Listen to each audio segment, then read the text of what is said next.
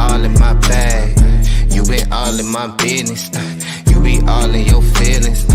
I been all in them trenches. I been all in my bag.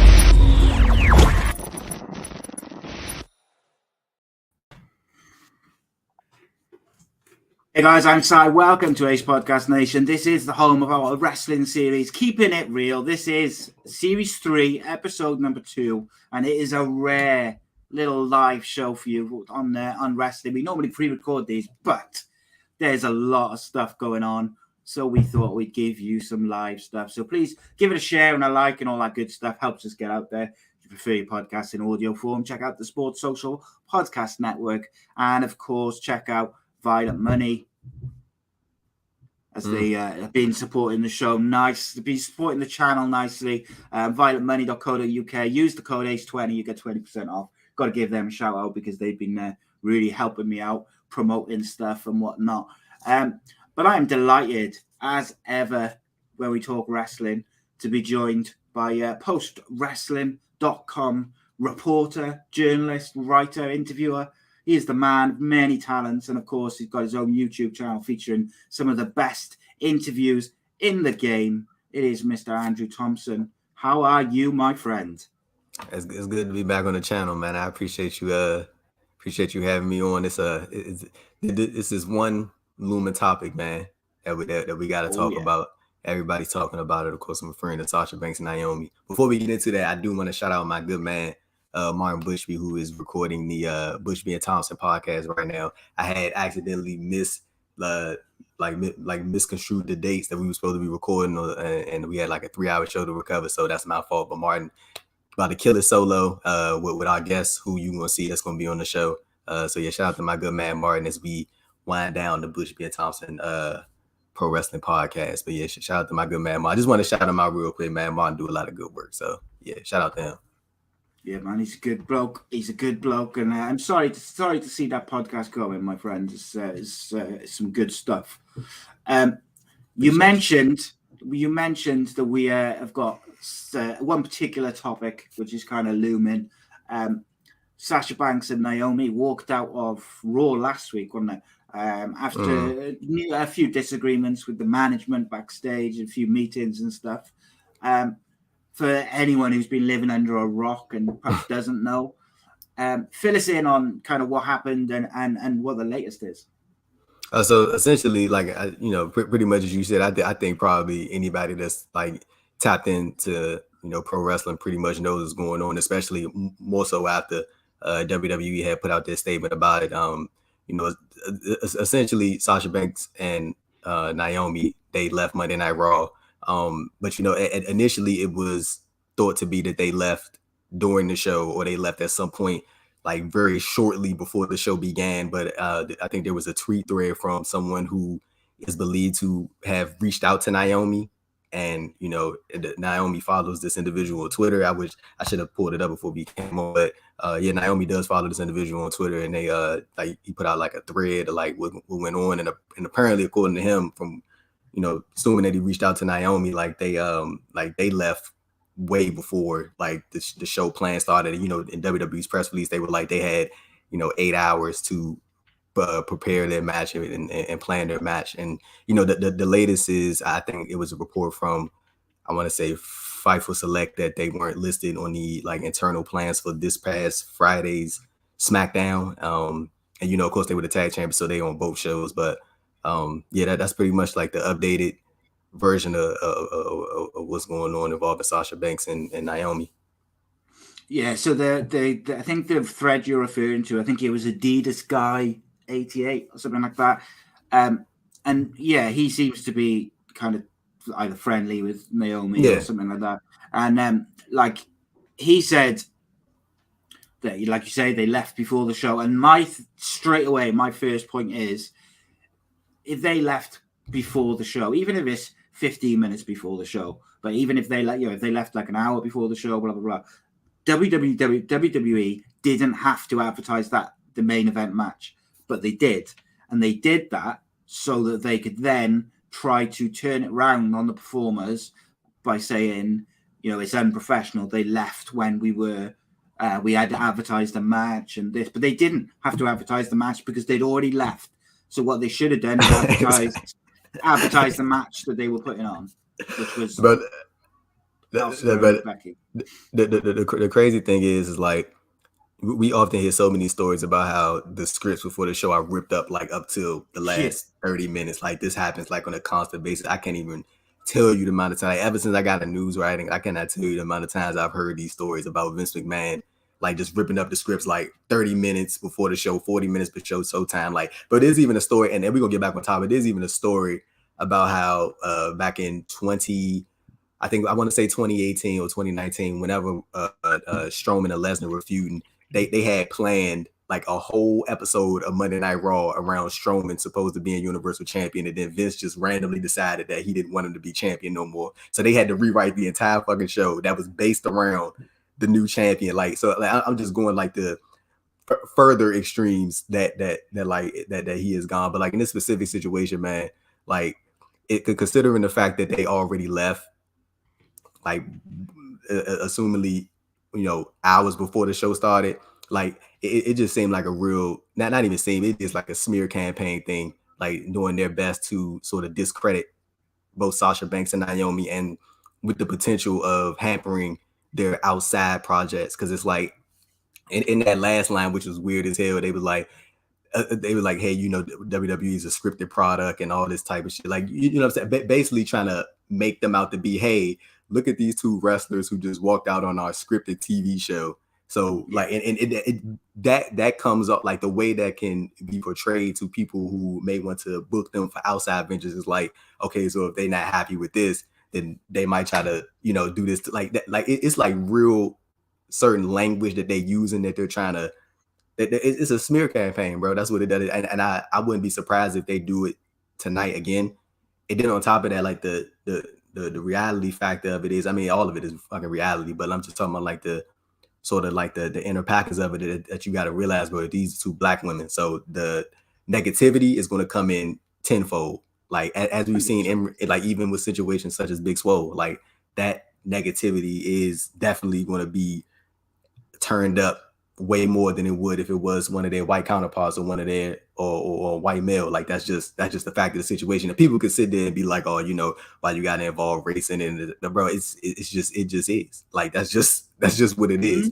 Like, and we've seen it clear as day. Like, and I don't mean to go back to Big Swole again, but like it's got to the point where people like going after this lady's door, like over some shit that her boss said to her over her criticism of the company or suggestions for the company, you know what I'm saying? So like I know that criticism for Sasha Banks and Naomi is gonna come in tenfold, and it already has. You got people in like these threads like making these like sort of like racist jokes and stuff like that. You know what I'm saying? Like being like real coded language. And I mean the unprofessional aspect, I mean that's whatever people want to believe, but like we've seen so many times where people have been thrown in like so many shit situations regarding WWE creative, bro, and like they stood up for themselves. And at the end of the day, even if you're looking at it from just a surface standpoint, surface level, these are two grown adults who made a decision, bro, and they standing on it, and you got to respect that. Like, cause some people, they would just take it and whatever it is, what it is. And I don't know if this is accurate or not. I'm pretty sure you've seen the story about how it was supposed to be. I mean, I think PW Insider had reported this, and I do believe PW Insider, but the idea was that Naomi was going to win the 6-pack and then go on to assumingly lose to Bianca Belair at Hell in a Cell, and then Sasha would go on to Hell in a Cell to presumably lose to Ronda Rousey at the event for the SmackDown Women's title. And if you put them together with the idea that, hey, we need you guys to sort of build up this tag division, you telling me that you're going to split them up for basically like 4 or 5 weeks, then they both going to lose these major title programs, and then you want them to come back for the next pay-per-view and just act like they just didn't take these two big loss. Like in their point, if it is true that they just rather would have faced Nikki ASH and Doudrop at the Hell in a Cell pay-per-view, that makes more sense. Like why wouldn't you sort of lean into more the tag team route opposed to trying to split them up? And instead of that, you could just build up one of your talents that you got right now instead of sliding in 2 of your tag champions and then having them both get beat. And like, and then at that side, like I'm pretty sure you could see more of this too when I get your take on it. But like, dude, they could have just like for example, like if they wanted to do Naomi versus Naomi versus Bianca Belair, you know how many times we could have probably had that match on a pay-per-view when Naomi wasn't involved in any tag team, anything tag team related. Yeah, people have wanted to see that match for a long time. So that you wait until she's an established tag champion to want to do this match, and then now you go into the extreme and like calling them unprofessional, and then of course having your announcers call them out on live TV and stuff like that. It's just like peak WWE just being petty as shit for no reason. And the thing is, and I'm gonna pass it off to you. I know I was rambling a little bit, but they like the thing is, I think that by them doing this, they think that they're like building this like this case. Not real case, but like this case against Naomi and Sasha Banks. Like, hey, you know, we were out there first. You know, we put all that stuff out there first. But not even realizing they're making the shit worse on them. Like just I'm talking about from an outsider's perspective. Like I don't think that anybody or like mostly like I don't get people are like so quick to like take the side of the multi-billion-dollar whatever company over the side of performers when the performers are actually right in this situation. And even if you don't think they were right in a professionalism standpoint or whatever people want to sort of present that by or go by, bro, like when you just break it down, Naomi and Sasha were completely in the right. Like they didn't feel that this was something that was beneficial to them as a team. Like you're splitting them apart, 100%. Having to lose major programs, and then like, hey guys, you want to go defend your titles at Money in the Bank after you just lost these 2 big title matches and you just lost like a great deal of steam. Like it don't make no sense, bro. And like the WWE, they just like I said, it just peaked them being petty and shit for no reason.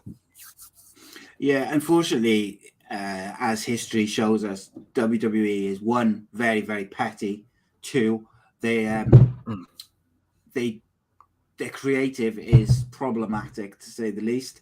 Like you just said about, you know, splitting them up and then putting them back together. Like ultimately all they wanted to do was start feuds with Doudrop and Nikki ASH and have a meaningful feud which led to a good match.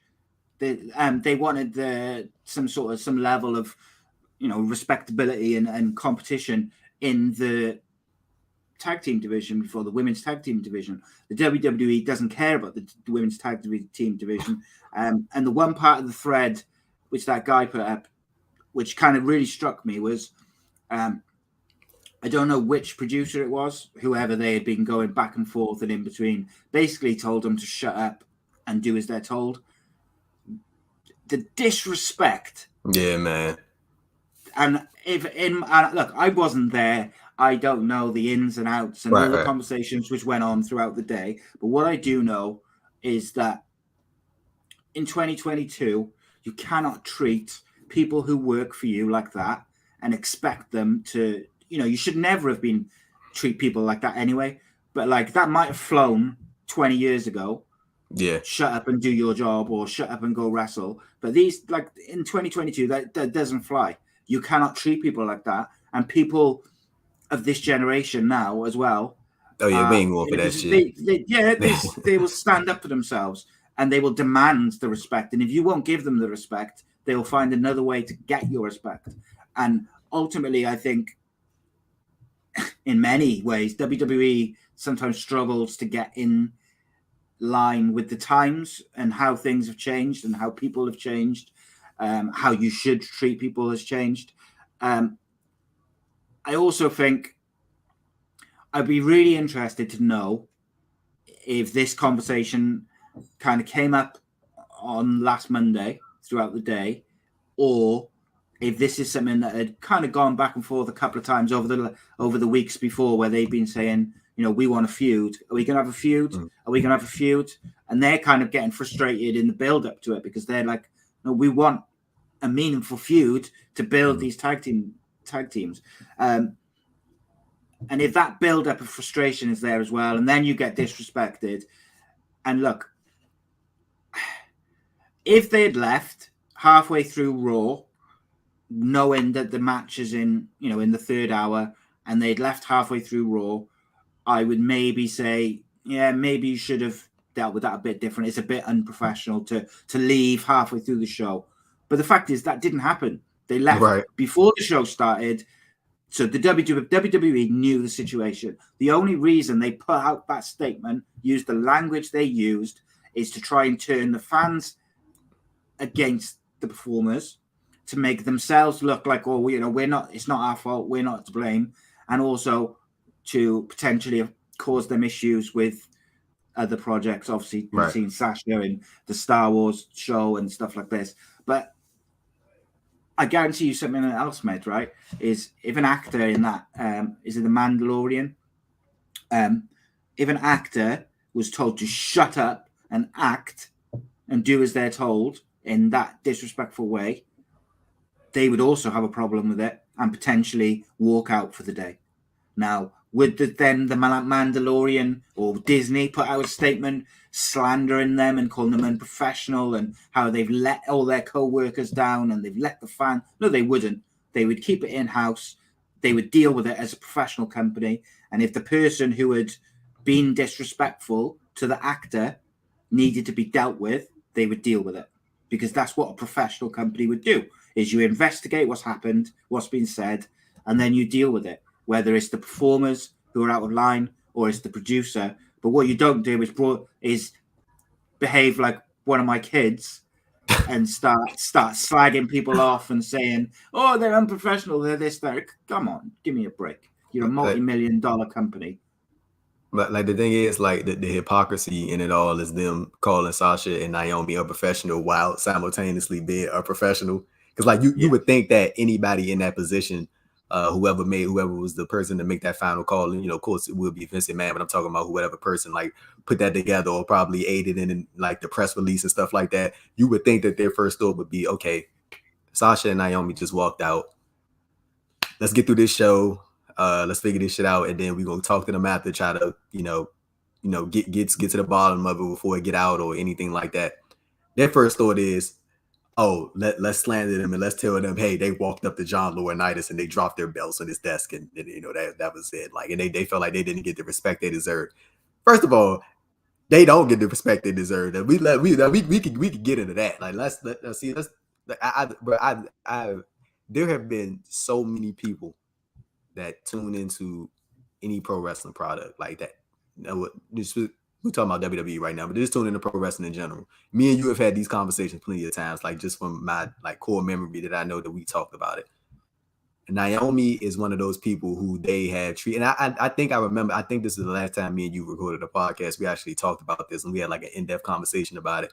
Naomi is like legitimately one of the most talented people that they have in that division, yet she is viewed as a part of that old guard, like as a part of that crossover between like the sort of the Divas division and the sort of the new era, because she legitimately is like, she was able to go through all of that. Naomi has been there for a while and still not even in her prime years yet, but Naomi being one of the most talented performers that they got in the division, man, also one of the more marketable people that I think, like, even like just small stuff, bro. Like you would be surprised that they never, I don't think they ever put like one of those little SmackDown replica glow up titles on shop. Like you would think that would be like one of those. I know that's minuscule in the point that we talking about. Still selling the Fiends. But you know what I'm saying? Like it's stuff like that you would think that they would try to capitalize on this individual who is clearly well loved. You got actors like fucking Keke Palmer talking about she wanted to play Naomi in a movie after she saw her return at the Royal Rumble. Naomi, black woman walking the fro. You know what I'm saying? Looking, what I'm saying? Look, just representing the culture in a real great way, man. Like, and Naomi is sort of an embodiment of what a lot of people look at when we talking about, black women in the culture, man. You know what I'm saying? So Naomi, she's a very talented individual. And not that is a specific thing that we talking about, but I'm just saying, like, she is a great representative is what I'm trying to say in the gist of all that. But yeah, man, like when I'm looking at Naomi, it's like you can go count on your hand in so many times, man, different opportunities where you could have sort of pushed her to the moon. And even looking back at February, she had, I don't know if you remember, that she had this banger match with Charlotte on SmackDown. Like it was fucking, like, that was a great match. Like it really was. When Naomi showed out, man, the crowd wanted it and they was hot for her. And you would think after that it would be like, okay, let's sort of lean in Naomi a little bit. Let's see what's going on here. Push her back to the side. You know what I'm saying? And I mean, she had to think with Sonya going on, but it's like, and even with Sasha, man, like, but what you cannot. But there are countless people that you can just randomly ask who tuned into pro wrestling, and they will tell you that Sasha Banks is without question. She's one of the best wrestlers. She is. She really is a great wrestler, bro. And she's the fact a star as well, she mate. yeah, bro. And the thing is, like, it's like you would think that they would sort of want her to sort of lead the way going forward, or like, and you even look at the past sort of championship reigns that she had. Like, I see people always be like, "Oh man," like I remember I saw one tweet when the guy was like, "Well, you know, would like." He was like, poor Sasha or something, like trying to be sarcastic. It was like, you know, 6-time women's champion, whatever champ. But first of all, like, if we been like completely real, most of her title reigns like been ass. I'm not even gonna lie to you. Like they do her dirty, bro. Like they put the title on her and then like they'll flip flop it, or like they give her like this short little reign here and there. Like, and I mean, when did she win the I would say probably the most significant one was the SmackDown Women's title win. That's the one that she lost to Bianca. That one was probably the most significant in terms of like lengthy runs, consistent programs, and stuff like that, leading up to that great match she had with Bianca Belair at WrestleMania 37. But yeah, man, like Sasha has sort of been the one that has Sasha has sort of been on the. I don't want to be like say she was on the sidelines, because I don't want to say that, but like she has always been, for her amount of star power, she has always been the one that has to be like, hey, you know, not now. Mm-hmm. You know what I'm saying? Like that's just what it is. Like, and for arguably she's the biggest star in the entire division. Like, you know what I'm saying? So, including NXT as well, of course, but like and the other extension NXT UK. Like, Sasha's probably the biggest star that they got in the entire division, and I would honestly say probably top 5 or top 3 in terms of popularity, in terms of the whole company. If you like, I don't know if anybody has those like analytics or that breakdown, but I'm pretty sure that can be argued as well. But like, man, she's a fucking superstar, bro. And like the fact that, you know, she probably internally feels like, dude, I should be way more in the thick of this than I am. But you know what? Let's rock with these tag team titles with my close friend. You know what I'm saying? Let's do it. And then you present this to me. It's like, that probably was the breaking point. And like, I know WWE, they probably gonna try to make it seem like, you know, like this was just like this just happenstance thing, and like they just got upset. Like I really feel like this is something that probably been like brewing for like a hot minute now, and like this this shit was like they just had enough. You know what I'm saying? Yeah. And I think that's legitimately what it is. Like, I know WWE they're gonna keep trying to paint this out as like, you know, put this paint Naomi and Sasha in this specific light, but that I highly doubt it, bro. And I'm glad that I'm seeing a lot of people in the media space sort of leaning towards that side too. Like, cause like, I mean, it's clear as day what they're trying to do, bro. Like, they're trying to do this like smear campaign thing and like try to bash their names and shit like that. And like, again, like I said earlier, I wouldn't be surprised if they try to do it again on Raw. And they probably gonna try to do it again on SmackDown this coming Friday. So, a couple of things. Like with Sasha, she has never been marketed and portrayed as being on the same level as Charlotte, Becky, Ronda. Like, her and Bayley were always is she better than all of them, bro? Like, we talking about just from the in-ring standpoint and even from a marketability standpoint. But she, like, if we keeping it all the way funky, bro, she's better than them. Like, it ain't nothing wrong with saying about, like, she's better than them, bro. Like, in ring, like, that's just what it is. Yeah, 100%. And even like, if you look at it now, she is more marketable than Becky. Becky, when she was at the height of her initial The Man run, she was the hottest thing in wrestling. But she's not there now. She's still, you know, one of the biggest stars in the industry, blah, blah, blah. But she's not as hot as she was back then. Whereas Sasha has always been, she's so popular with kids, with adults, with everyone. She's like, this woman is Snoop Dogg's cousin. How do you not market her as like the biggest star in your division? It makes no sense to me whatsoever. But also, my thing is, what they could have done is when Sasha and Naomi said, no, we want to start this feud with Doudrop and Nikki, and we want to have a meaningful feud for the tag team titles. See, what they could have done is they could have looked at their roster for Raw, and they could have gone, right, who could we put in this match instead and build up as like a you know, we can build up a couple of other stars instead of having Nikki. Instead of having Sasha and Naomi go and lose, why don't you have Carmella or Shotzi Black or Sonya Deville or Raquel. Rhea Ripley, Zelina Vega, Liv Morgan.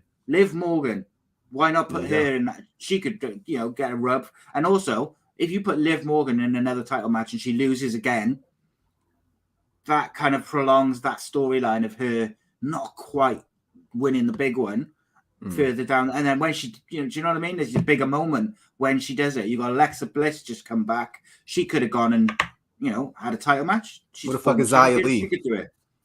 Xia Li. She was in a backstage segment the other day, but she's never, you know, she doesn't fight. She just appears in backstage segments. Dana Brooke, Raquel Rodriguez, Shayna Baszler. She's one of the easiest people to shoot into a titles match because of her gimmick. You can just have her choke out a couple of people for a couple of weeks and go after the champion. Like, I get they probably wouldn't do her versus Ronda, but you know what I mean. Like Aaliyah, there's all these names who they could have done alternatively to your tag team champions. And build them up. But they didn't, and they don't, because they don't care about the tag team division. But then you can't complain when your tag team champions do care about it and want you to do something. And you know, the fact that you don't listen to your roster and you don't listen to their input, that's not their fault. That's your fault. That's your ineptitude and your issue.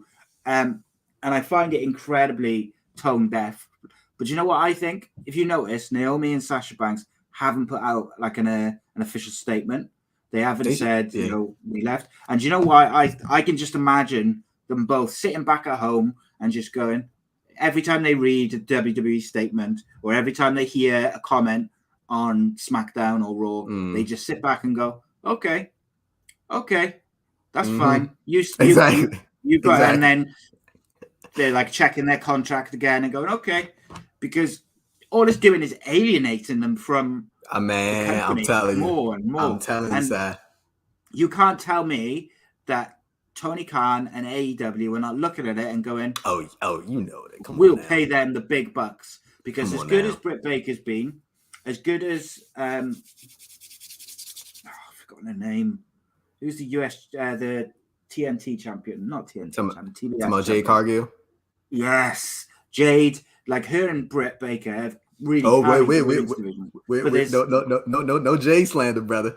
No Jade slander. Hold on a minute. They've carried the women's division, like, and you know, some of the other women are starting to come along, but you put Sasha Banks and you put Naomi into that division. Yeah, man. Number one, that's the pop. Yeah. I saw a suggestion from someone on social media saying that AEW, if they were to able to acquire the two of them, is they should not debut them, you know, the same way they usually do. Like, they should debut them in the way WCW debuted. Like the Outsiders. Yeah. And do them and have That'd one of good. And then have either Britt Baker or Jade be the kind of Hulk Hogan who turns, if you get me. So like, I'm talking about the Hogan reference. The Hogan reference. Yeah. You know what I mean? But all right, the third man, but like the third person who comes from AEW and kind of turns on the company, if you like, in storyline, being Britt or being Jade and joining the two of them. Suddenly you've got like this superstar group who are going to be over as hell, you can build up some of these talented women. You know, you've got like Ruby Soho and people who maybe, you know, look, some of the criticisms of AEW's women division are justified and I think are legitimate. But I also think it's almost become like a shtick to just jump to it, because the women's division generally has been a lot better in the last 6 months, 8 months. And also, they always have at least 2 matches on pay-per-views and things like that in the women's division. And also, look, they could they do more? Could they be better? Could there be more storylines? Yeah, they could. But they've also only got 3 hours of TV a week outside of their YouTube shows. That's not the same as having 5 hours of TV a week where you can tell multiple stories. And one of my biggest criticisms of WWE, and I would say all companies, is not enough of the time is the lower card feuds don't get storylines. Like you can have a lower or a mid card feud and a storyline without it involving a title, and it's not a multi-man thing. You can do it whether it's a stable versus a stable or a blood feud, and that's what one of my criticisms of both the companies actually is. I wish that they'd put a little bit more effort into the mid and lower card feuds to build up the stories for those. And I think I was kind of interested in the reactions of people within wrestling. I agree with you. I'm really been quite happy with the media reaction because they've kind of reported what happened as well as what WWE is saying. So if you read those sites, you're getting a fair reaction to it. You're actually finding out what's happening, not what WWE's spouting. I saw CM Punk put quite an interesting tweet about like supporting your co-workers, and if you support them, they'll support you. Because obviously he, famously had enough and walked out. And probably is the reason I found his tweet interesting is he kind of cut himself off from everyone in the WWE. So perhaps he didn't get the support that he would have got because he cut himself off from everyone. But wouldn't you love to be a fly on the wall in that, like, and hear what those women in the locker room are talking about and like hear what they think of it when they're not, talking from a media and a kind of doing what they're told to say on microphone and whatever. Just hear what they think. Well, I'm pretty sure that, like, I would say a majority of them are supporting Sasha and Naomi. We don't know what they probably fucking talking as we speak. You know what I'm saying? Like that, like. But the thing, like, even I had saw something yesterday where somebody had like tagged Bianca Belair and was like asking her to like speak up. Like you can't, like, but she's in a rough spot. Like you can't, like, don't like, you know what I'm saying? Like people, like, they trying to get her to like speak up, and then that's gonna cause her to get into some type of shit because they already petty as hell. So if you think they doing that to Naomi and Sasha right now, what you think they probably gonna do to Bianca Belair if she go out and like openly shows her support, like in a more straight, direct version? Like we've seen Bayley tweet out something like the little handshake thing. We've seen Shayna Baszler tweet out something, but they haven't like directly said, like, I'm talking about in terms of like the actual language, say that we stand with Sasha Banks and Naomi, but they have said those things like just in a like without using those exact words. And I'm pretty sure it's some co-workers that they have that are like supporting them and with them, and like, but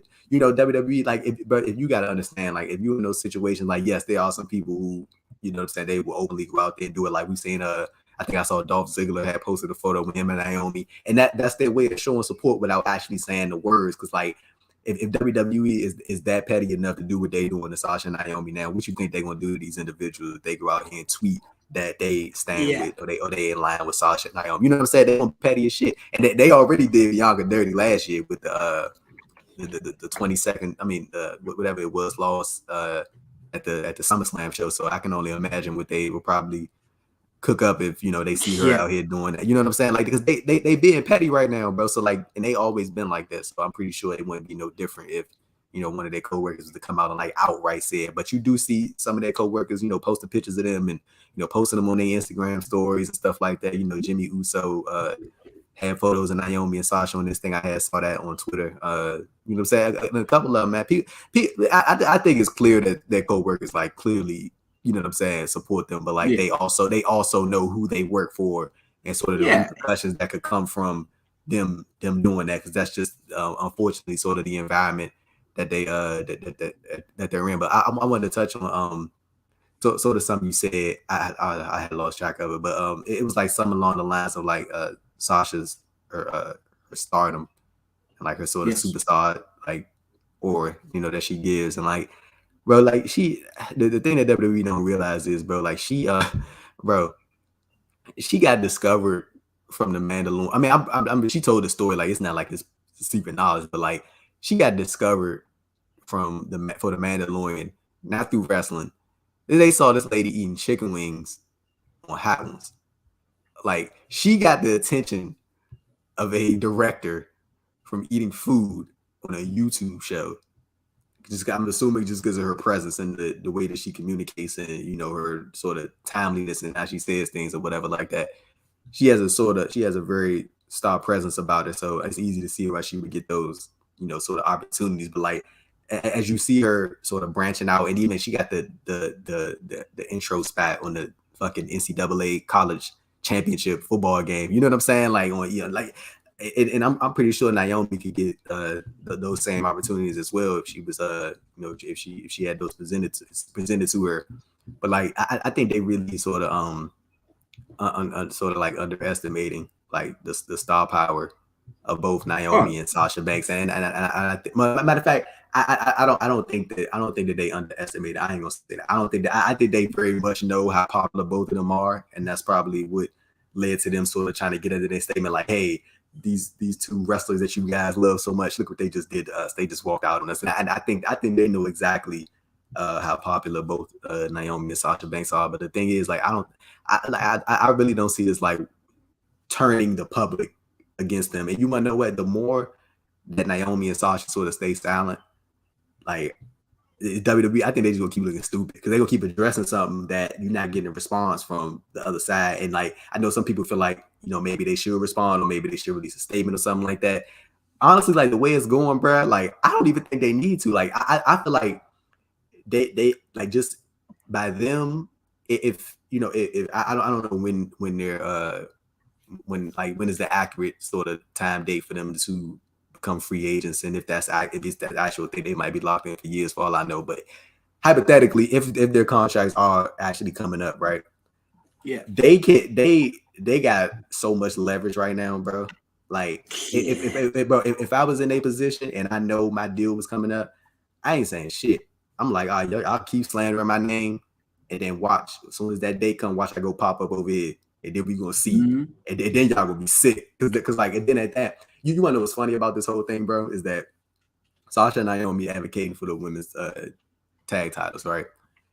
Yeah. WWE, it took for their tag champions to walk out for them to want to do something as special as a tournament.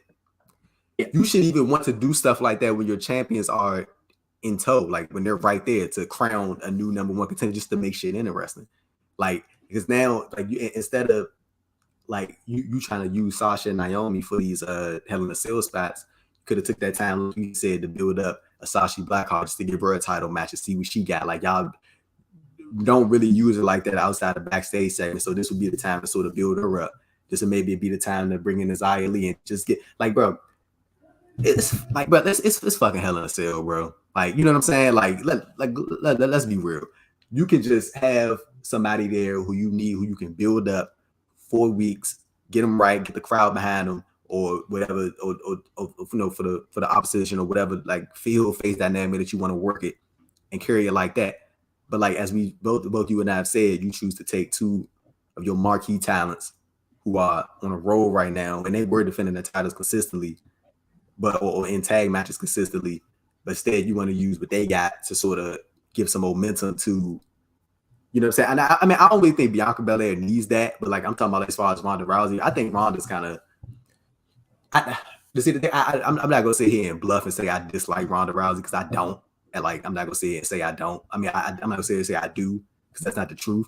But I can definitely see them being like, we need somebody like that's like a superstar that can like go in there with Ronda and give her like this fucking banger match. And like, their first thought, Sasha Banks, you know what I'm saying? But you can't keep doing that to her, because they're gonna fucking turn her into like fucking like Dolph Ziggler or some shit like that. And I'm not saying that but I'm talking about like, as far as like being that person that's always like, hey, we need a great match, Sasha Banks, like, you know what I'm saying? But she's not gonna win, but hey, we know she's gonna get a great match. Like, and people get tired of that shit, and she got tired of it. And I'm assuming that's what some of the things that maybe had factored into that decision of her wanting to step away. You know what I'm saying? Like, people get tired of that shit, bro. You keep putting them in these same positions when they know their worth. Like, and I think that's what probably what WWE got mad at the most, is that two of their quote unquote good soldiers decided to stop taking their shit.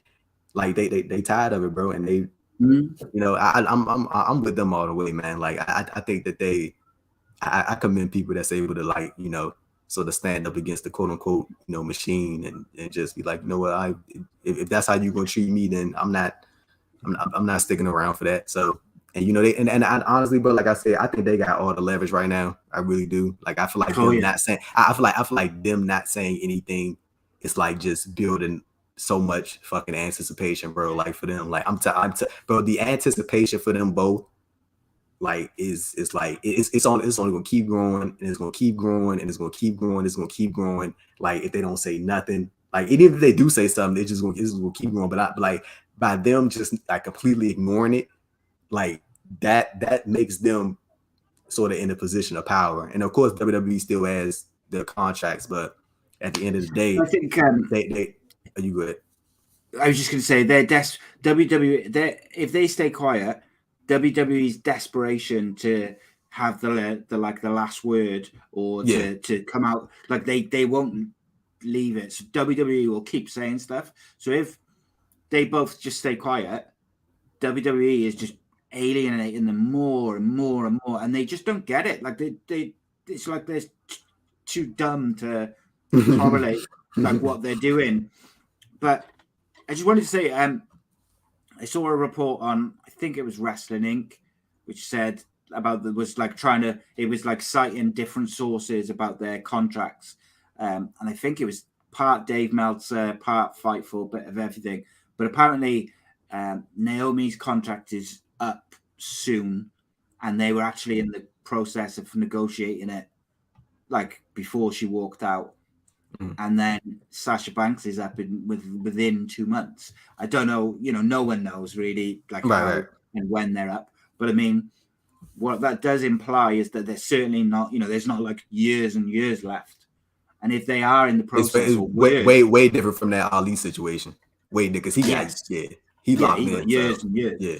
But like if they're in the process of kind of negotiating renewals, or they were, and then this has happened, and this is how WWE is reacting, I just don't know what to tell you about how bad business that is from their point of view to try and alienate two of your top stars.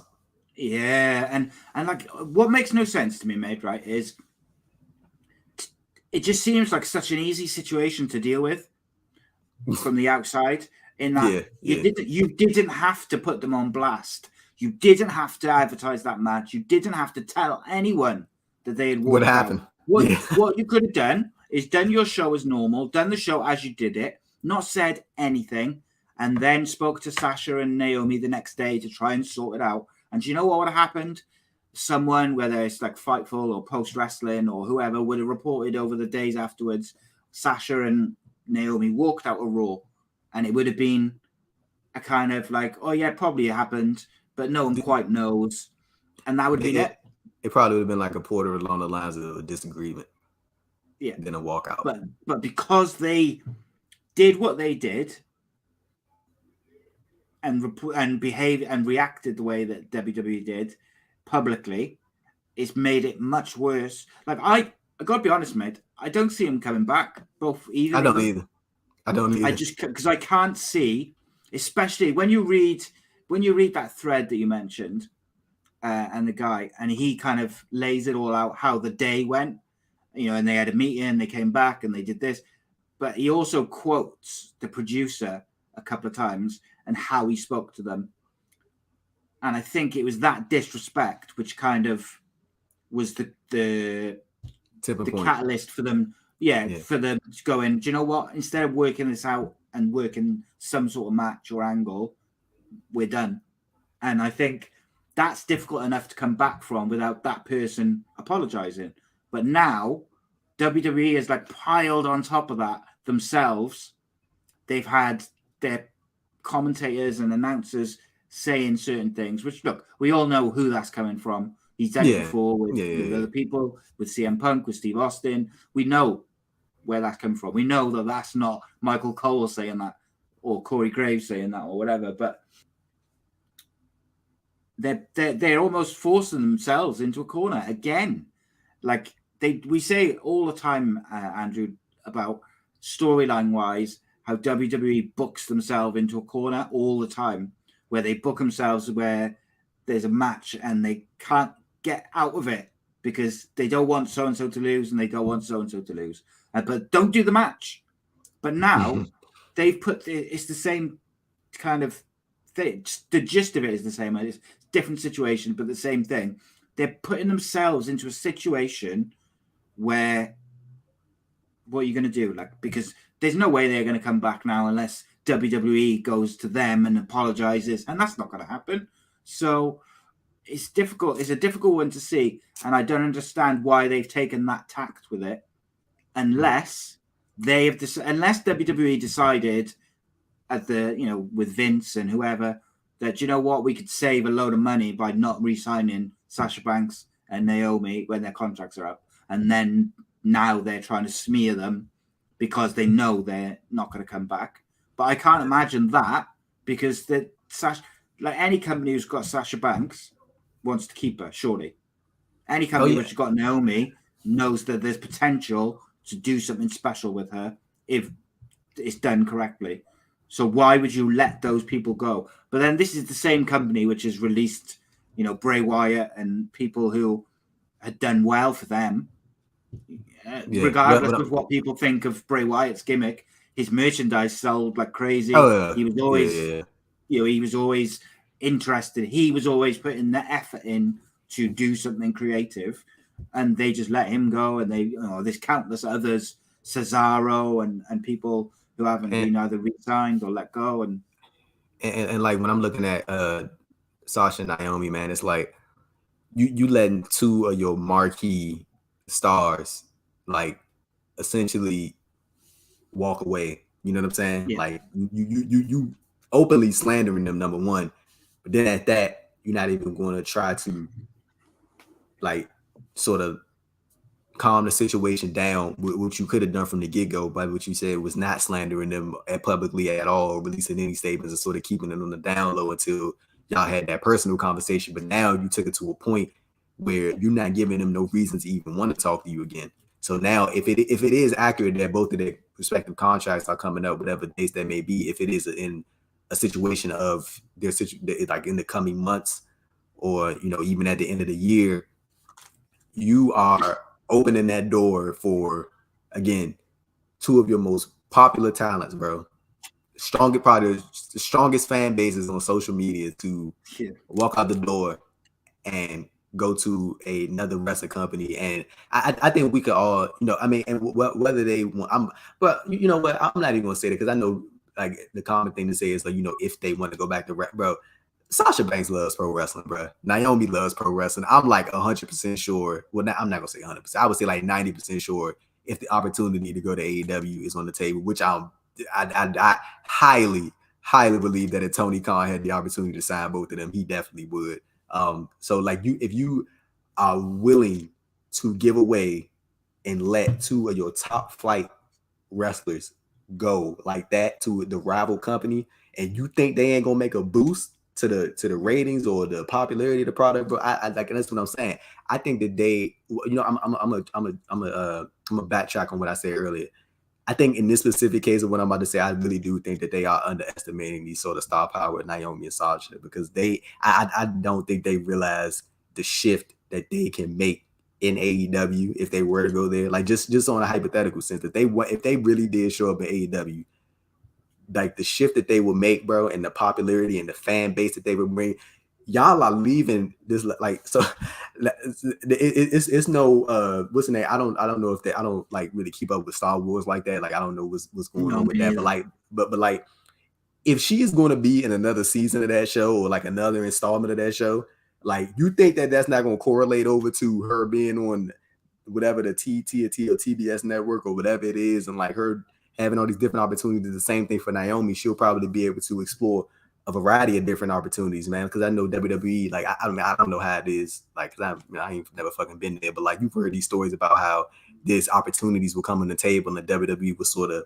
pick and choose who they want to have these certain things. Like we've heard, most famously heard it from CM Punk, like how they'll have these like sort of movie roles, and people will reach out for them to be on these type of podcasts and WWE, they'll be very specific about who gets these certain things and stuff like that. So I don't know if it's like that now, but like these things are on account. Yeah. So they have happened. So you can't discredit that. Like that's an actual thing. So like when I'm just looking at it, man, I'm just like baffled, bro, at how they really don't think that Naomi and Sasha, like, they won't go out here and change shit. Like, and it even like you want to know what would be funny if they did something like, and I mean this would just be like something like in retaliation that could be petty back to WWE, like they went like live on Twitch or some shit, like doing Raw and SmackDown. Like they didn't even talk about the situation, just went live. It just took the attention away from the show. Like that and that's if they wanted to, they could be petty like that. But I think what's going to hurt the opposition the most is if they show up somewhere else like that. But that's going to hurt. Say bro. nothing until you turn up, bro. Because I'm like, then at that, you down Sasha and Naomi, you down two of your top stars, right? Now, it'll be so funny because it took for them leaving. And I'm talking about a hypothetical situation. It would have took for them leaving for them to start building up the rest of their division, because they're gonna have to now. You ain't got no choice now, because now you can't rely on them. So now you got to build up your Taya Lees. Now you got to build up your Shotzi's. Now you got to keep putting the Lee on TV. You got to keep building Raquel. You got to throw Dana Brooke in some more spots. You got to do this and you got to do that, and you got to make some quick NXT call ups. Like it's instead of trying to do that with Sasha and Naomi under your umbrella, it took for them to walk out for you to come to this realization. And that's like the comedy and all this thing. Like it took for them to walk out in order for WWE to assumedly step up, and now they're going to do a tournament to crown new champions. When I mean, how about this for an alternative solution? How about if I'm talking about we was in that position? Hey, how about we do a tournament to crown Naomi and Sasha's opponents at Hell in a Cell? Yeah. But you know what's going to make it interesting. Yeah, but you know what's going to happen is the people who they wanted to feud with and have a proper feud start, Doudrop and Nikki Cross, is they will end up winning the tournament anyway. So then it's like, well, if they were going to win the tournament, why didn't you just do that in the first place? Absolute fucking idiots. But I want to ask you about Mid very quickly. Sorry. No, you good. So in the UK, if they were suspended, which they are currently, they can't have their contracts frozen at the same time unless I think it's unpaid or paid or whatever. It depends on the type of suspension. So there might end up being a situation where if they want to freeze the last remaining bit of their contract until they come back, they have to unsuspend them. But they don't want to unsuspend them because they're trying to publicly demolish them and punish them and badmouth them. But then if they're suspended and at home, their contract's not frozen, and if there's only a couple of months left, then that means that they've only got to wait a couple of months, and then they can go wherever they want without having to wait 90 days, etc., etc. Would that be the same sort of thing in the US, whereby they couldn't be suspended and frozen at the same time? The thing is, because WWE, they used to think of like independent contractors, so like they can't do certain stuff. Like these, like they can't even do like signings and stuff without approval. Like they independent contractors, they should be able to take that stuff in their own. But see, but WWE in there, that's how they go about things. I'm not sure about the specifics of it all. Like I'm not like involved. Like I'm not like sort of aware enough of like the ins and outs to give like an in-depth description or in-depth analysis on that, opposed to like outside of the general stuff that everybody already knows about. But yeah, like that's one of the things that I would point people to is that independent contractor status and how sort of like I'm very interested like how, because I know people like to sort of clown it as far as like like what would this look like in front of a judge or whatever like that. But I'm more so interested in how a lawyer outside the realm of professional wrestling looks at these independent contractors status and like how they view, because it just don't make sense. Like if you're an independent contractor, you should be able to do a variety of different things. Like you should be able to do these like different virtual signings. You should be able to take whatever things you want to do, or shit, if you want to hit another show here and there, like within the confines of your already structured deal, you should be able to do that. Like, but it's weird, man. But like,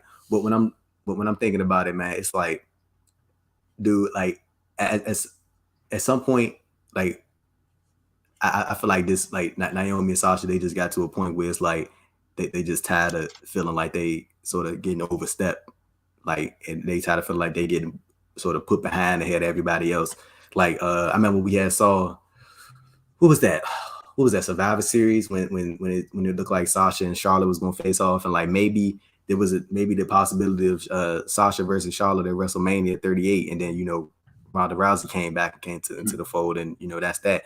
But like Sasha's like in the pro wrestling field, and even with Sasha's outside projects, but she's on equal status. Same thing as sort of as far as like, I mean, whether I don't know exactly the popularity of like Ronda, but I can clearly see the popularity. I mean, I know the popularity of Ronda Rousey, but I'm talking about like as far as like seeing Sasha's ascension, like I've seen that all the way in terms of her popularity. So you can say that they on the same level. So I mean, you can't sidetrack one of them and then expect that one to always be cool with being sidetracked. You know what I'm saying? Like just because she has this going on and that going on, don't mean that she always gonna be cool with just feeling like she's the second hand, or like, hey, L, we need you for this B+ pay-per-view. So, we need you for that, and we need you to rock out for that, and we need you to put on a great match for that. But like, she probably want the same thing that the Charlottes want and the Beckys want, to be this prominent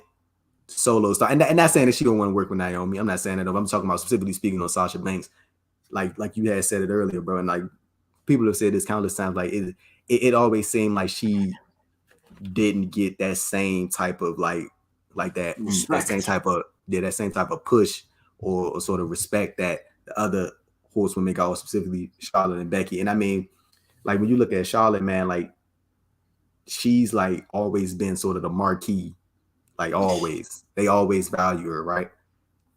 When Sasha is, in my opinion, a better wrestler, more marketable, and then on top of that, bro, like she has everything that Charlotte has, plus the, like, again, like I said, the better in-ring ability. And that's just my opinion on it. So you would think that one would look at that and be like, hey, maybe we should put them all on the same platform, equal footing, present them all in the same light. But Sasha always sort of got the short end of the stick a little bit.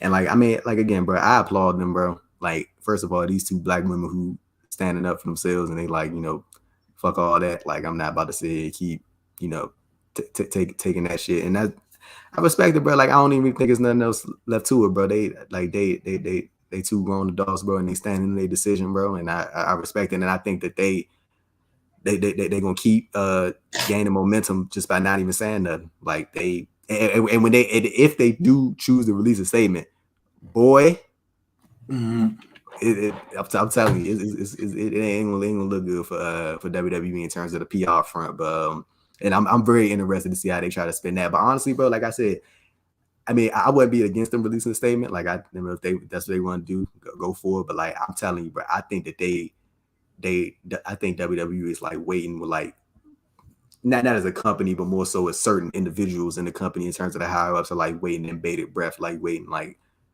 are they gonna say something? Are they gonna release a statement? Like, what are they doing? Like, they ain't on social media. They ain't on nothing. Like, you see videos of Sasha, like she out here fucking at parties and shit, like, hanging out with her family and stuff like that. You know what I'm saying? So, and Naomi, we ain't heard nothing from her. I'm telling you, bro, like they doing, I think they know what they doing. Like I think they know what they doing. I don't think they like ignoring it, like out of like they're not paying attention to it. I think that they're very strategic. These two smart individuals, bro. So I know that they have sort of an idea of what they got going on, and I think it's working. Yeah, definitely. And I think what you got to think as well is this: got a couple of things.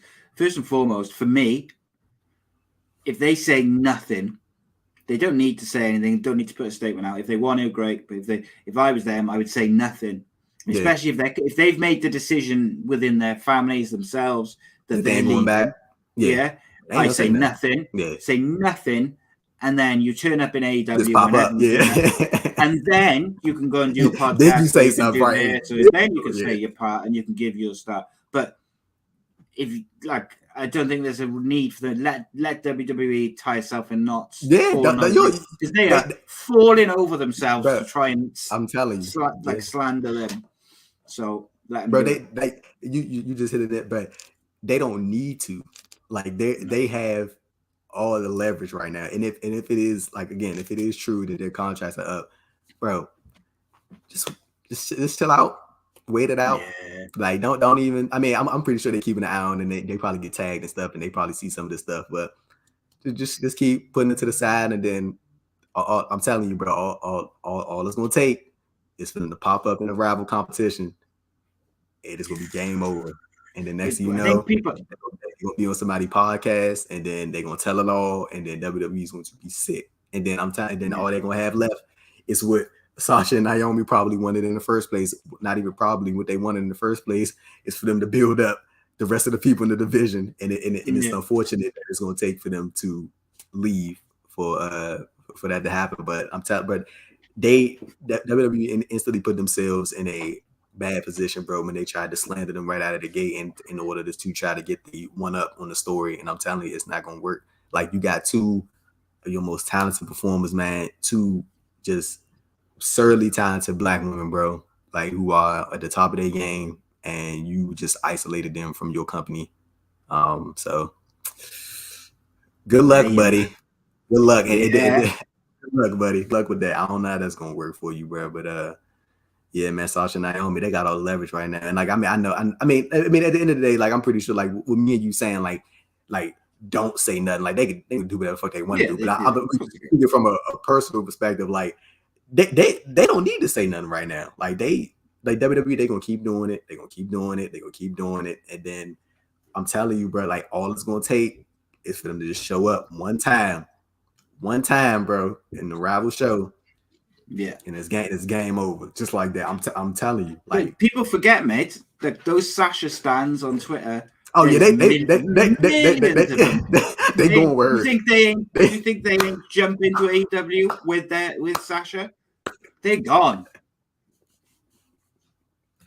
Ain't fucking with them, mate. And then at that, when you look at it, I truly believe that she'll be sort of the wrestler's wrestler there on top of her star power. Like, let me look at the matchups. What she can really do, won't she? Her versus Toni Storm, Ruby Soho, Serena Deeb, working with a young Anna Jay, working with a young Julia Hart, working with this person and that person and this person and that person. Jade. Like, and then for Naomi and Jade, Naomi and Kiera, Naomi and Red Velvet, Naomi and Anna, Naomi and Tony, Naomi and whoever else in the division, bro. Like, you got so many matchups that you can go and just let them wrestle in an environment where they'll sort of be sort of free. So, yes, I'm telling you, but I don't know who. And I mean, of course it came like it clear by Vince McMahon, but whoever sort of backed him on that decision to release that statement, bro, I'm telling you, but they shot themselves in the foot. I'm telling you, me personally, I would be very surprised if they come back. I wasn't surprised to see Ali back once the report had came out that he had years left in his contract. It's just like, come on, like, what the fuck? Yeah, he had no choice. Like, but the last person that I can remember that actually set out their whole contract was Pac. I think Pac was the last person to, like, he sat out their whole time. I think it was like from, I don't even remember, but I know he came back to Dragon Gate in like October 2018, I want to say. So yeah, he was probably the last person that I can remember that like genuinely set out an AWB contract, and he was like to the point where they eventually let him go. You know what I'm saying? So, man, I'm telling you, I don't know what they thinking, but whatever their plan is in terms of like smearing the names of Sasha Banks and Naomi, bro, it's not gonna work. Like, it's not gonna work, bro. Like, you got the. Let me just add this in. Like, you got these two performers, and I had said it already. But on top of their already general fan base, bro, they have a very, very strong connection to the Black wrestling community.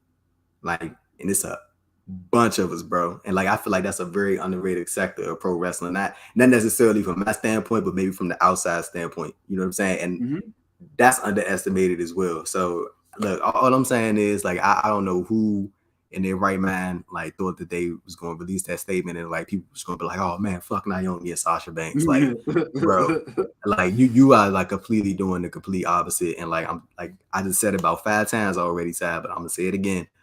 All it's gonna take is for them to show up one time in the rival competition, bro, and it's done. It's done. You know, I'm telling you. The first time I read that statement from WWE, I just thought they ain't going back straight away. As soon as I read it, because of the wording of it, and then I read that thread, and I was like, when you put those two things together, there's some things you just can't come back from, and I just feel like one day we might hear the full backstage story, probably when they tell it. But like, you know, that there was some stuff said by a certain person who was just not acceptable, and that was the tipping point, I think, is the best way we can say it. To finish off, mate, I got a hypothetical question for you. If Sasha and Naomi leave to AEW, as we think they may, does that give Bayley food for thought, being as she's so close to Sasha? She sees the way her friend's been treated. I don't know how long she's got on her contract, but does she at least contemplate it more because her friend's not there or gone there? I mean, I can't like answer that question no more like as I know type thing, because like, I mean, I'm pretty sure that's not what you asking me, but like, I'm so, as far as like, because I mean, I'm pretty sure she's her own person. You know what I'm saying? Yeah. Like, you know what I'm saying? So she probably don't like, I mean, maybe it could, but like, opens the door a little bit, doesn't it? I mean, it could, but I mean, also I think that, you know, Bayley's probably, you know, her own person, and then on top of that, like with injuries, WWE always got the option to add onto your contract with the dates that you miss. So like, even if she wanted to, like, that's probably gonna be like, how long she been out since July last year? So that's gonna be another year rolled onto her contract. So I mean, even if she wanted to, like, you still got to factor that in. A long time, always got that option. Yeah. So I mean, but I see where you coming from as far as like, could that influence her? But I mean, even if that was the case, like I think that she just, like, friend could be in another company, you could be happy for, and all that good stuff. But I think what I meant is not necessarily influence, but what it does is, when you've got like your best friend in the other company, you talking about like, it gives like a, suddenly you hear about the positives, don't you? So like, if Sasha's there and Bayley's there and they're kind of talking, you've suddenly got, you're not just in the WWE bubble, you're hearing. So same as Naomi, who's married to, is it Jimmy? Jimmy. I mean, but like, to your point, I think that like that's the thing of like, there, isn't it? To your point, I mean, I think that's sort of been like that for the last 2 years. I don't think that's like anything. But they're bigger names, like, aren't they? I mean, Naomi and Sasha. No. Yeah, but I'm talking about like, as far as like talents from WWE here and how different it is, and they like, I don't think that's anything different. But I do get what you're saying, to the extent of like, maybe she could like you know, be like, hey, you know, I kind of like it over here, you like how things going over here, you know, I think you would fit well over here. I can see that happening, but I think that something like that sort of just remains to be seen. But like, as far as like Sasha and Naomi, I think that's like in our like possibly we get in there. Usos versus Young Bucks. Heard it here first.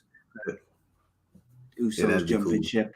That'd be cool, man. But yeah, man, it's gonna be interesting to see how it's gonna play out, because it's definitely gonna play out. But like, WWE, I think they handled it badly. They handled it very badly, man. They sleeping on the popularity of like their black talents, man, and how like connected they are to so many different people around the world. So hey, look, man, all I got to say on that to end this off side is their loss. And if they don't try to make amends, if they slander them again tonight, then I'm gonna say 100%. Like, I'm like 90% right now, 85, that they gone.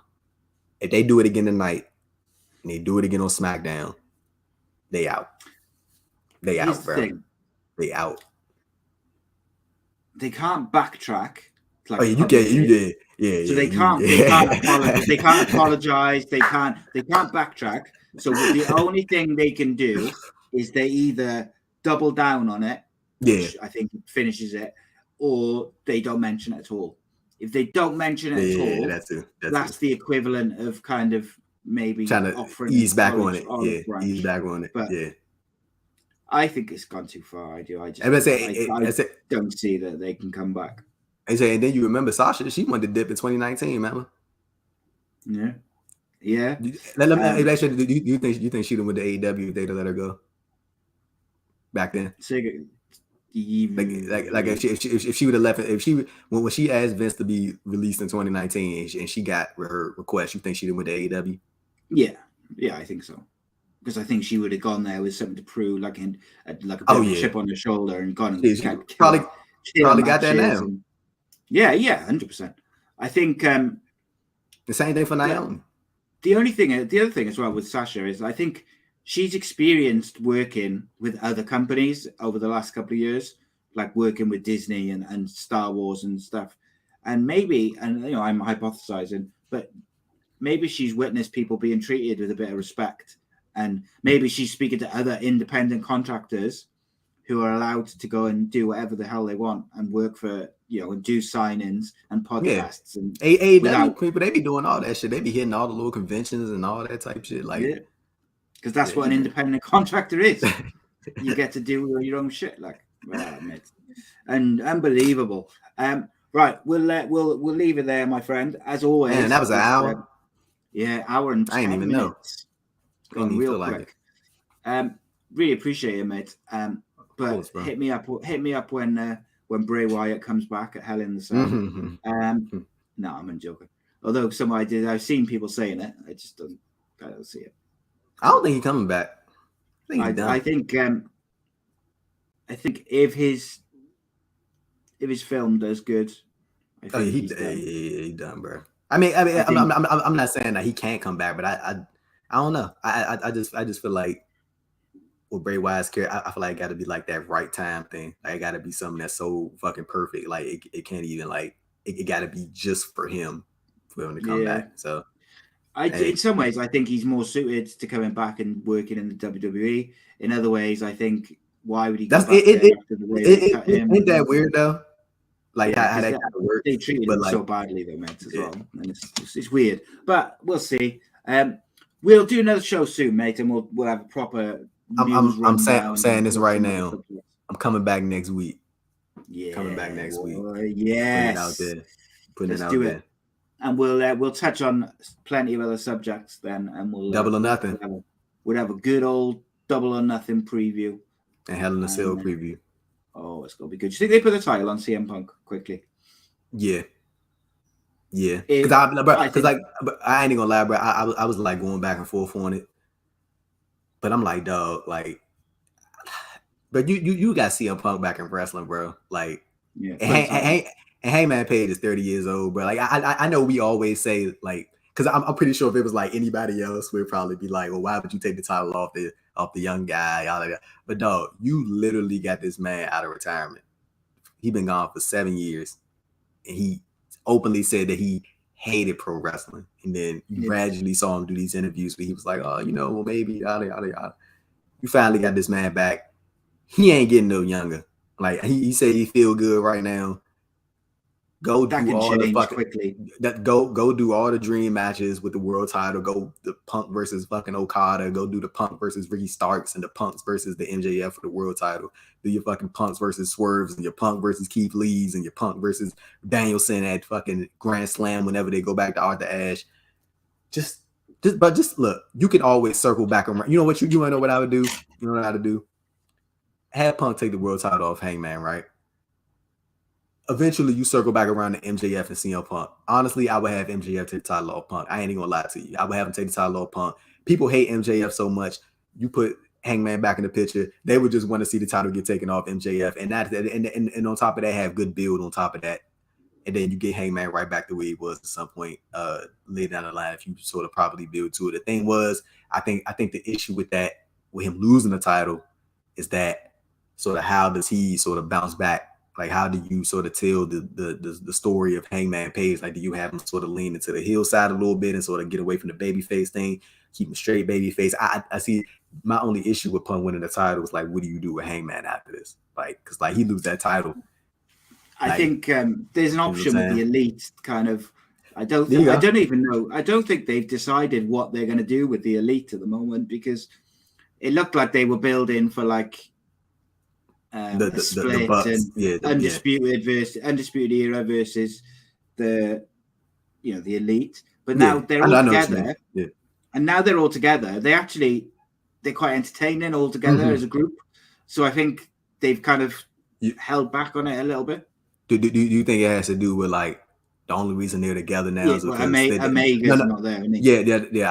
I think that's it. Like I think what was going to happen was Omega was going to take the Bucks with him, Adam Cole take O'Reilly and Fish with him, and they sort of do their own separate trios thing, because Tony Khan did confirm that they have trios titles. But you want to know what's funny? But they got like a nice little trios division. I ain't even gonna lie, like they got some nice little. They got some. They got stuff, and look, as much as I like Undisputed and the Elite, and I like them. I know we going like a whole different topic right now, but like if you want to put those tag titles in somebody, I ain't even gonna lie, you got Strap House of Black, bro. Like you got Strap House of Black, but on Adam Page, mate. Sorry to interrupt you. That's Adam Page with the Bucks. Yeah, that's what I would do. I'd put him with the Bucks if the trios titles are there.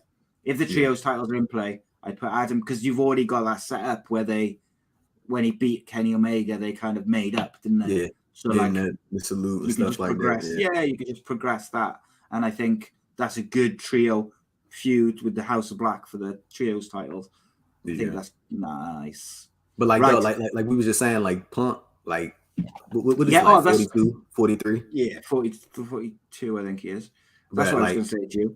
But just do it, bro. Just do it, bro.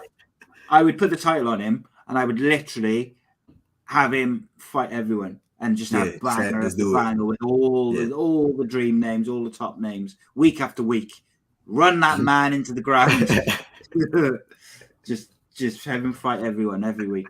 And you could make it his gimmick, couldn't you? He's like that he just wants to fight you. Like you could make it his gimmick that he wants to fight everyone because he knows he hasn't got much time left in the ring, so he wants to fight Okada and he wants to fight Keith Lee and Swerve and like fight all the that's his gimmick that he wants to fight. I mean, I'm about to say he's still the best.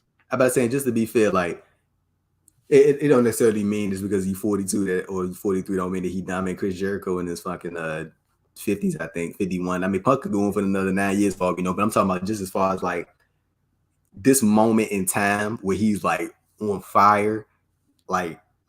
Things might not be the same in 2023 if you want to wait till then to put the title on him. You know what I'm saying? Like if you want to strike now, bro, like do it. Yeah. And if he wins the title and lost, bro, he is going to blow the roof off that joint. I'm telling you, like it is going to be insane. Like if he gets that title win, that is going to be crazy in Vegas. Yeah, it's gonna be good. They've got a Chicago show coming up soon as well. Yeah, that's the New Japan show. Oh, the Forbidden Door. So they could potentially do like a Okada versus CM Punk. Oh, that ain't happening. Chicago. That ain't happening. Who do you think? I can't. Only reason I can't see that happen is because there's two world champions, and I can't see neither Tony Khan or Gato being cool. But like, wanting to lose. Yeah, but I mean, I could see like. I mean, Punk did get asked if he wanted to wrestle Kenta, and he was like, no.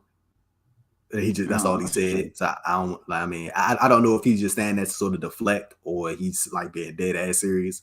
You really can't tell. But I mean, if you're looking at somebody, if we're talking about an NJPW versus, New Japan, I wouldn't mind seeing Punk versus like Ospreay or some shit like that. Juice Robinson. Nah. I mean, I'd see something like Punk versus maybe like in Bullet Club, that many like that. Yeah, well, Juice Robinson in Bullet Club. But yeah, I think probably a lock for Forbidden Door. Like this is one I can guess is probably Mox versus Tanahashi, and I can see FTR facing Great O'Khan and Jeff Cobb for the IWGP tag titles, and FTR taking those belts too. Yeah, see that FTR on fire. I can see that. But like, as far as the rest of the mascot, I can't call it. Like I have no clue. There's too many names in there. You just don't know. Just too many names. Oh, to call. I you know what? I'm gonna take a guess out. I'm gonna say Danielson versus Zack Sabre Jr. I'm gonna say that for Forbidden Door. Okay. I'm gonna say that. Interesting. I'm gonna say that. Yeah. Right. Guys, it's been a pleasure as always. Andrew, thank you very much for your time, mate. We'll see you next week, mate. Guaranteed. Yes, sir. Yes, sir. It's been a pleasure. Sleep.